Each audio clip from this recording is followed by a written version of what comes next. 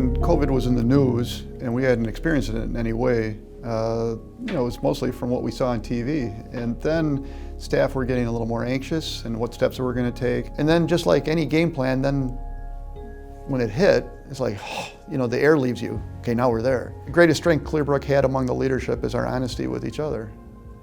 So no one pretended to know all the answers. And everybody was comfortable enough to share their vulnerability, their anxiety, as well as their thoughts and their ideas. So we shut down our day programs, and at the same time, our residential sites, we began to put them in isolation where we weren't allowing visitors in or people going home to their families.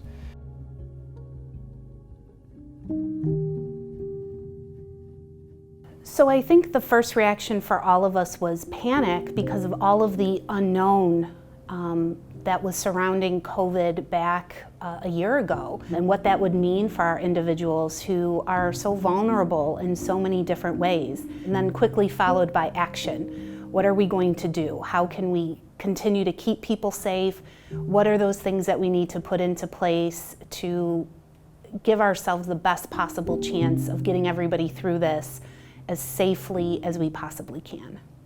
Early, my job changed pretty drastically. We were all kind of given our work to do when we went home.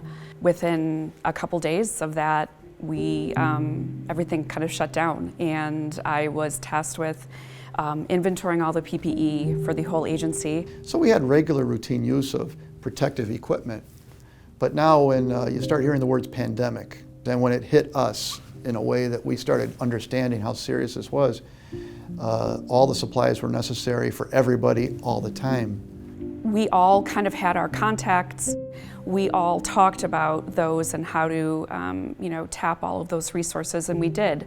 From a random contact at Wall, we were able to amass about 10,000 face shields at a super low rate. I had a contact that was in from the toy industry that I knew from 25 years ago, who had contacts overseas where we got 10,000 gowns. We really did have PPE everywhere. I had no room to walk in my office because there was PPE everywhere.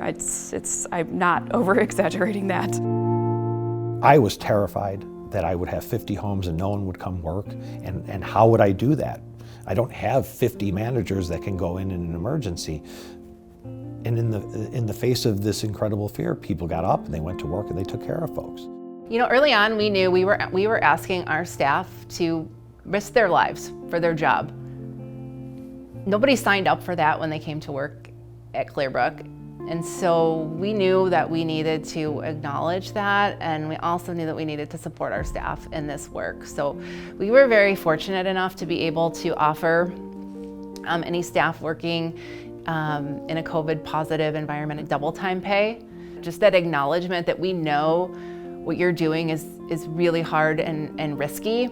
Jessica recognized right away that a lot of these staff are working double shifts, are exhausted, are feeling that anxiety but holding it in, and then they're going home, and a lot of them are moms. So they're going home terrified they're getting people sick. One young lady, Tatiana, she left her shift and went to another facility, didn't even have time to go home and get clothes or anything, and stayed with us for, I think, 4 days straight. Then suddenly we're at Target buying clothes and toiletries for staff because things were happening so fast, and sometimes they didn't have time to go home, sometimes they didn't want to go home because they were afraid they would bring the virus home, which is really how we got to the point of offering hotels for staff.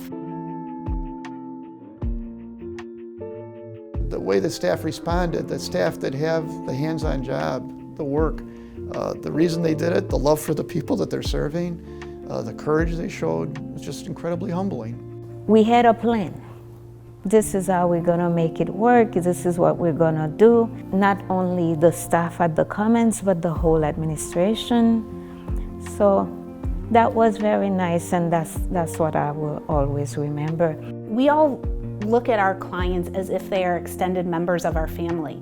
So we had to do whatever we had to do to keep our family members safe. And same with the staff, our biggest thing was keeping that energy, making sure that they were still involved and being able to still live their everyday lives without having the anxiety or the nerves or being scared of what's gonna happen.